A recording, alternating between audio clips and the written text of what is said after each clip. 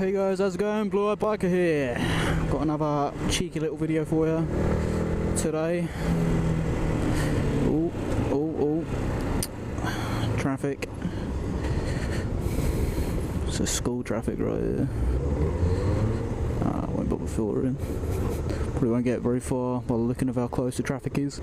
But yeah, anyway guys, as you can tell by the title of the video, I'm just going to be talking about my dropping of the bike and how I'm a total idiot for doing it. Alright, so let's start the story off. So basically, a couple weeks ago, how long ago was it? Probably, I think it's coming up to 3 weeks ago, yeah. I went to a mate's. It was a bit like a small gathering party sort of thing, just a bit of a chill sort of night. It wasn't like a proper like party, it was just sort of like a few mates going around someone's house. And I intended to drink, so I was going to stay around us, but I didn't in the end. So, and like nobody else was staying, so I was like, nah, I can't really be bothered to stay. I didn't really, you know, I just wanted to go home, to be honest. And it got to about 1 o'clock, and I'm in the wrong lane. So yeah, so it got to about 1 o'clock in the morning. A couple of people left a bit earlier, and a couple of people were planning on leaving. But in where I live, or around where I live, these street lights turn off after 1 o'clock in the morning. So unless you're in like town, like here, like all these street lights will be on, but in like small residential areas, all the street lights are off. So it's a bit, I don't know, some people prefer riding at night. I'm a bit in between. But anyway, I didn't really want to ride home on my own. So the guy that I went round, he said, would you want me to ride with you? But he'd been drinking. I was like, no, just don't even bother, just leave it, it's fine. And then one of my mates was getting a lift home. So I said, well, can I just like ride along with you, basically? And he was like, yeah, that should be fine. So basically I followed that because he lives near me. So I basically went home with them all the way. Everything was fine, blah, blah, blah. And I got onto my estate, and obviously all the streetlights are off. So I did actually have my high beams on, just because, I don't know, I'd rather see, you know, what's coming sooner sort of thing. You know, I like to be able to see everything. That's one reason why I think I prefer riding during the day personally, but you know. So I had my high beams on, and it's basically where I live, up the back of my house, there's like a slip road. If you don't know what a slip road is, it's, let's see, you quite often get them. Basically, they usually run along houses, and they have garages down them, and it's at the end of everyone's garden. I would see if I can find you an example, but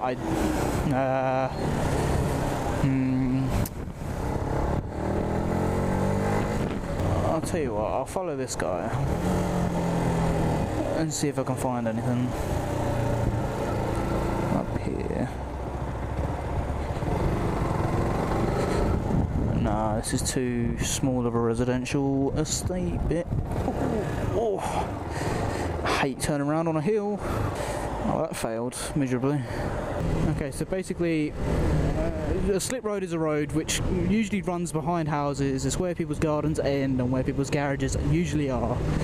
They're usually used if hard to reach houses, like houses up a pathway, possibly on fire and things like that. So it's basically like another access to certain buildings. And basically, there's like a lowered curb all the way along. And I was going along there, and I bumped up my bike, up this little lowered curb. Actually, I'm going to turn right here. So yeah, I bumped up this little curb, and I was going along, and I still had my high beams on, and I was looking down at my dash, and I was trying to click it into neutral, just because it's just habit. And I was focusing so much on the dash that the front wheel slipped down this little lowered curb. I still had my feet on the pegs, you know, bear in mind at this point. I was only going like 5 miles an hour, just rolling, coming to a stop. What I should have done is I should have stopped, then clicked it into neutral, and then done whatever. But you know, just me being me. I was rolling it, like, you know, the bike was still rolling, feet were still on the pegs. I was trying to click it into neutral. I eventually got it into neutral. Front wheel slipped off the thing at a bit of an awkward angle.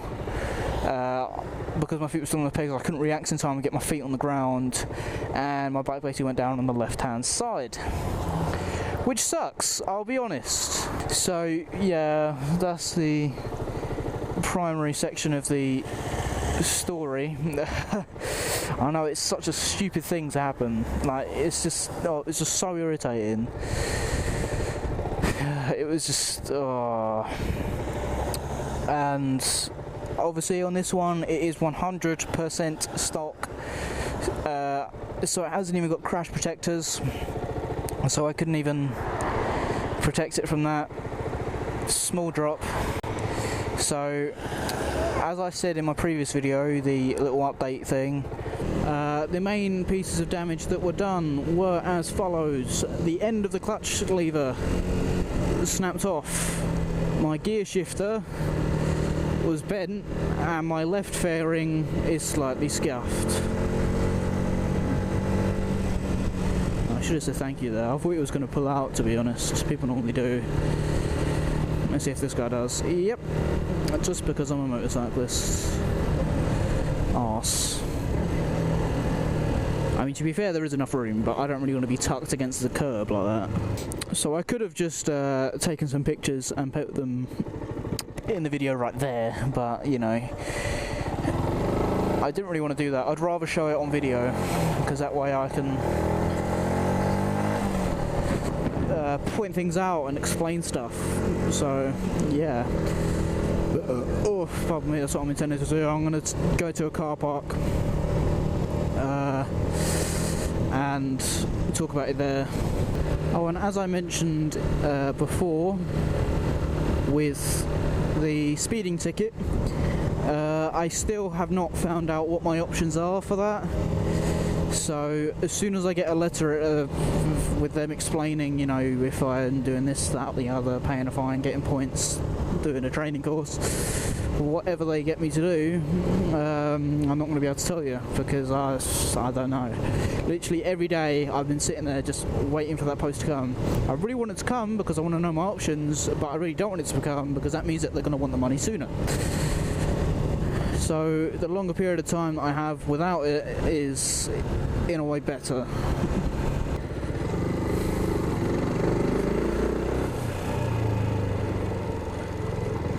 Yeah, there we go. Okay, now let's just hope nobody parks next to me. Oh yes, professional. Oh, I had my indicator on the whole time. I'm such a bad driver. Right, so here we are at the car park. As I said before, I dropped it on the left-hand side. The end of the clutch lever came off. The gear shifter was bent, and my left fairing is scratched. So, to start off, end of this is completely gone. Supposed to have a little bobble like that, and there isn't one. I have some shorty levers on order coming in from Hong Kong, so they'll be here sometime next year probably. This is also a bit scuffed, so I could probably do with a new bar end. Also the mirror is a little bit scratched, but it still works as a mirror. My bike is also absolutely filthy, so just completely ignore that. It's going to make the damage look worse. Oh, so, oh yeah, it does make the damage look significantly worse. Right, okay, I'll try and get rid of as much of this sort of like dusty watermark dirt stuff. Yeah, I'm prepared for videos. Oh no, I don't want to ruin my new gloves. Oh, that's right, just cut straight off. Okay, is that scratches? Oh, it is. Oh, okay. Oh, I'm sitting down, paint me like one of your French girls. Okay, so gash there, major gash on sticker, scuffage, scuffage, scuffage, scuffage. It's all surface stuff, none of it's that deep, which is good. There's also a few tiny scratches. I mean, you can't tell that it's dirty. There was a couple on here as well. But this I'm not too bothered about because it's not worth doing. So obviously these, and get new bar mirrors. Oh yes, and my gear shifter. As you can see, it's perfectly straight. Perfect. Oh, there's a bit of a graze on the end as well. But yeah, that was bent. Which was it bent? It was bent backwards. It was like this. It was actually really... I thought it wouldn't affect it at all, but it really did.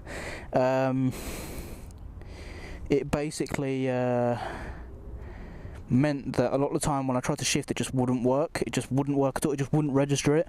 So you'd have to either like really fucking give it a bit of welly, or rather than keeping your foot resting and then clicking it up, you'd have to like go like full on like fucking kick it. So yeah, that was a pain in the arse. But I've had that straightened out. These are getting replaced. I don't know, I think R&G do some bar ends, which look quite nice. I might have a look at getting some of them. So yeah, this I have. Right, so I know a guy. No, well, I know a girl and her boyfriend is the guy, and he works at a vehicle repair specialist. So say if they more do stuff with cars, so I'm going to use a car as an example. Say if you backed into, you brushed against a wall with like this bit, and if that was all like scratched and scuffed and the paint had come off and everything, they could repair it and make it look like brand new. Their work is amazing. What's that, what they called again? Brewster Motors, I think it is, in where is it? I think it's in Billericay, so it's in Essex. But I went there and he's like, I said, do you reckon they're going to do it? Because obviously most stuff on cars is either plastics or metals, and that's fiberglass, which is a bit different. And I was looking up like how people repair scratches anyway and stuff, and I was thinking, oh god, they're not going to be able to do it. And they said, we could do it for you, no problem. Obviously the sticker can't be, what's the word, restored. And things like that, so I'd have to get the sticker either online or from Yamaha. I can't find the new ones anywhere online, so yeah, and I don't want to leave it without sticker because I hate the look of it. And all the scratches underneath it and all the other scratches and everything, they said they could make it look brand new. So the only trouble that they would have is matching the paint. So when I call up Yamaha and ask about the stickers and things like that, I'm also going to see if I can get the paint code. They might be a bit iffy about it and not want me to know it, but I'll try and get it out of them. And then they said, as soon as you tell us the paint code, we can order the paint in. Then you can like leave your bike with us for like a couple of days. At most, we can repair it for you. If you get the sticker, we'll get that like lined up perfectly and everything as well. So basically, we can completely restore the fairing for it, brand new, for like 100 quid, which is insane. Okay, because on my first bike, I might have a couple of pictures I can flash up here. If not, then I'm going to put a nope. So yeah, but of my old bike, my blue one, all here and here and here and here, so basically here, there was tons and tons of, oh god, it's so dirty, but yeah, there was loads of stuff done. It must have been done with like a screwdriver or something. I have no idea what it was done by, but whatever. I need to get a chamois on that. So yeah, whatever, I get distracted so easily. So all that, and I didn't even think about getting it fixed. I didn't even think of like what I'm thinking of doing for this one back then. Oh, right, let's head off. Yeah, I didn't even think of it. So my first thought was, okay, quick, call Yamaha. How much is a new one? Because I couldn't claim it on insurance because it wouldn't be worth my excess. So yeah, and it would affect my no claims. Although you know, 4 months later I wrote the bike off anyway. So yeah, I didn't even think of it. So I asked Yamaha how much a new fairing would be. Not faired, what am I on about? With stickers and everything for that year, blah blah blah, that colour, blah blah blah, all that jazz. And I think it was like 200 or 220 quid or something stupid.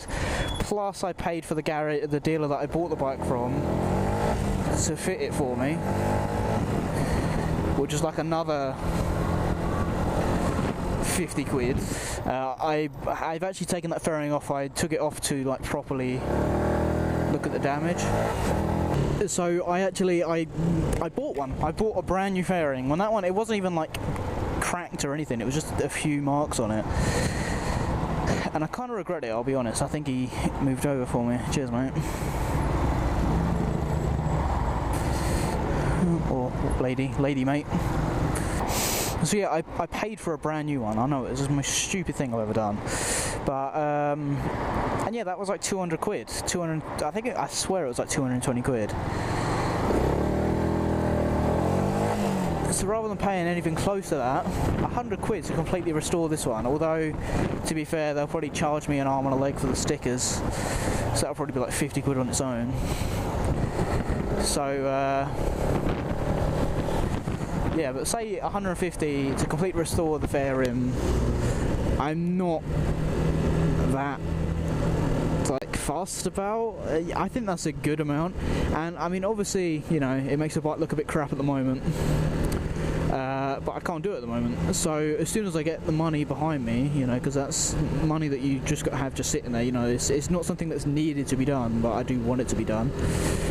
Then you know, it's not that bad. So that's my plan. My plan is to, at some point when I have that money, get that fixed and sorted. It's cool that I've already been there. I know, like, the garage who are going to do it. They know who I am.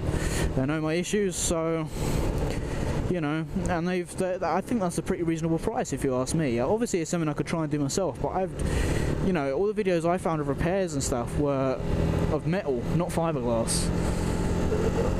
Like, I'm talking about like glossy metal as well. I couldn't find anything on matte paints or satin paints. So yeah, that's the plan for that.